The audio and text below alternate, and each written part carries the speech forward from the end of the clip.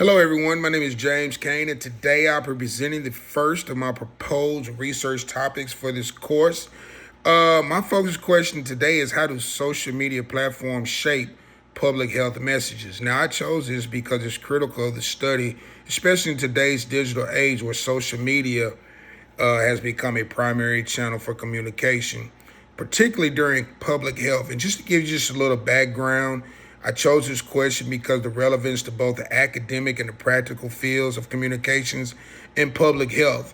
Now, public health aims to save lives and reduce the spread of diseases, and more importantly, to build trust within the communities. But also, it has social media platforms like Facebook, Instagram, Twitter, which offer incredible reach and speed. But they also can bring unique challenges such as misinformation. During the COVID years, the era that we was in, there was a lot of misinformation. The African American community was one of them that was misinformed because some felt that the medicine was a poison that they were trying to get rid of the community. The Tuskegee experiment played into that misinformation as well.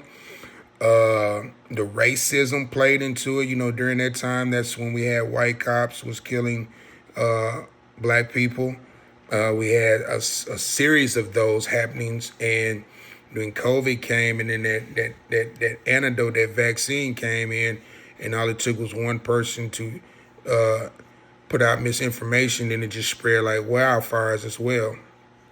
Now, my interest in this topic stems from my professional experience at the Arkansas Department of Health, where I worked in communications during the height of the COVID-19 pandemic. And just to shed light, in my department, I was in communications, and what I did is I had to come up with ways to get information into the African American community, to the Hispanic community, to the Marshallese community, and also to the Caucasian community as well. And I had to do it through a series of messages. And I don't know if you might have seen it. There was one commercial that we did that went viral where we had a guy. He was a Arkansas rapper, and we had filmed in front of a nightclub, in front of an old school car, and it was called I Sell Things. That video actually went viral all over the world, and it ended up on the Breakfast Club. Charlemagne the God named it the Donkey of the Day because he felt like Caucasians put African Americans up to speak for them to get them to take the shot. And that wasn't the case. We had to explain because we had to meet with the board, we had to meet with the governor because they wanted to pull the commercial because of the negativity. But when we explained to them, of the commercial, is that what you got to understand is when you reach a message to everybody, there's different margins, there's different numbers. Everybody don't wear a suit and tie. Everybody is not a member of KSI. Everybody is not a social worker. Everybody doesn't work in a club. Everybody's not a DJ, if you can catch the hint. So what you have to do is you have to break the message into getting to certain people, because a message that you have for somebody that's for a suit and tie might not resonate with somebody that's in the club or a DJ. So that's where we was going with that commercial. We was targeting the people, the nightlife, because I don't know if you remember, states couldn't open up unless they were over 50% vaccinated, and Arkansas was like one of the last states to for that mandate.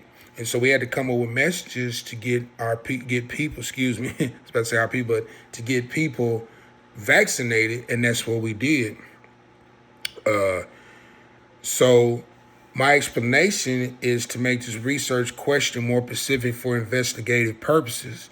Now, what I plan to do is focus on a single public health campaign during the defined period. And for example, I can analyze the communication strategies used that I just explained to you during the COVID-19 pandemic to reach a specific group. A particular focus will be placed on social media's role in conveying measures like the vaccination drives that we had or the mask mandates, and how these messages were tailored to meet for cultural needs. I would also look at specific platforms such as Facebook, Instagram, and analyze and target the demographics. Now, the key elements of the investigation would include bilingual content, partnerships with influencers in these communities that have a say-so, and the use of targeted advertisements to amplify the messages more. I would also probably consider a qualitative method such as interviews. I have a podcast, and what I would do, like I said earlier, mine is going to be on podcasting, social media, and public health. So I'll probably bring people on to my podcast and just ask them a series of questions from a targeted demographic to gain insight into the effectiveness of the communication strategy. Now, quantitative methods could be used to track engagement, like metrics on social media posts that would result in valid results. Now, how would I justify this? My justification will be 5 points. Addressing real world issues is number one.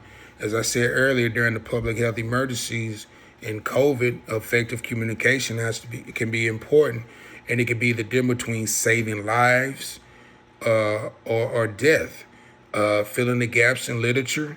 While there's an existing research on health communication, there has to be given a culture of public health messages. African American, Hispanics, some of them speak different language, so you have to resonate the language to make sure that they're getting the message.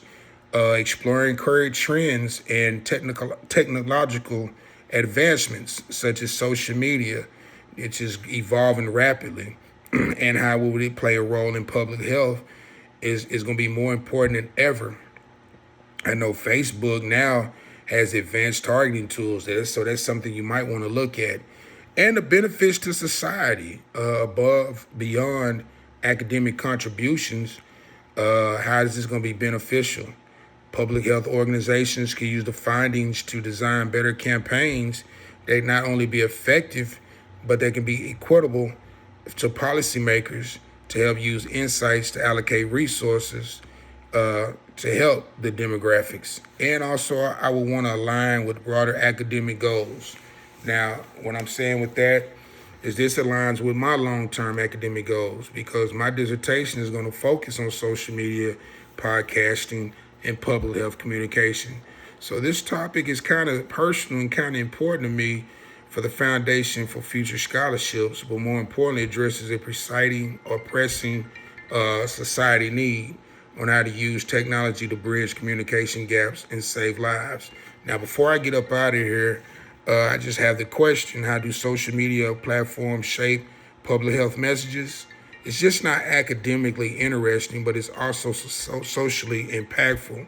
So I would narrow to a specific campaign and leverage a mixed methods approach. Now, this research has the potential to provide valuable insights to benefit scholars, policymakers, communities alike. And as I close, I want to thank you for listening, and I'm looking forward to your feedback.